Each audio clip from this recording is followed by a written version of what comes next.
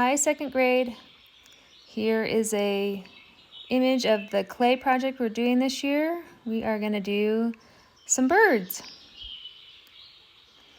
I want you to think about what your favorite bird is. What does his beak look like? What do her eyes look like? Here's a picture of a duck. Notice how colorful they are.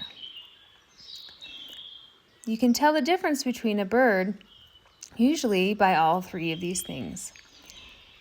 So if there's a bird that you really like and you want to create that sounds great.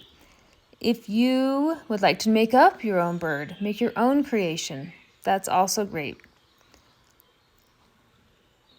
Notice the swan's kind of curved neck. The flamingo has a very unique beak. And of course, our beautiful hawk with a very pointy beak. The cardinal has a little tuft of feathers on top of his head.